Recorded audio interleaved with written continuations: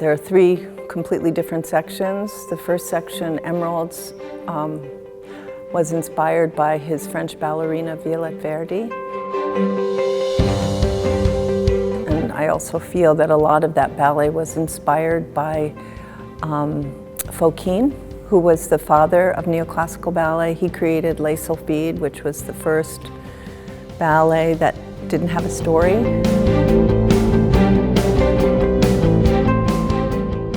I think Balanchine creates an atmosphere that gives you the feeling of a beautiful emerald. There's this longing of coming together and then being separated, and he longs for her. They come together, they dance. She takes him off one way and they dance together, and then they separate again.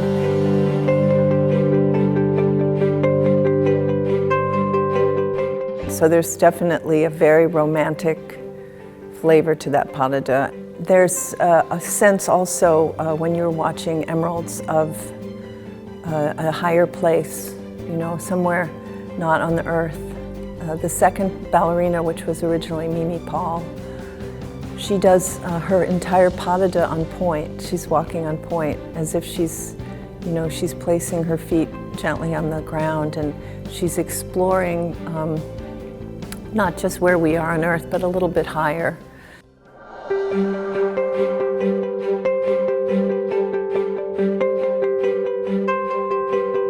And then all of a sudden the curtain goes up and you're like in New York, Broadway. You know, the girls are in short skirts.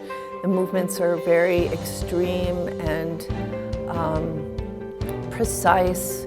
And there's a tall woman in the middle who's daring her body to do all these different movements and really off balance. It's such a different ballet. It's a different relationship. It's more, I'd say, youthful, jazzy. Still, like, they definitely have a romantic feeling, but it's a little different. And the solo girl, I feel like she's kind of like the star of the ballet. You know, she's this incredibly stylish, tall woman, and she gets manipulated by the men, and they take her legs in all these different directions, and it's just so cool. The choreography is very, very modern, and it's such a change from the first ballet. And the music is Stravinsky, which is very like mathematical. Ruby's is his love of America, the American jazzy kind of different style.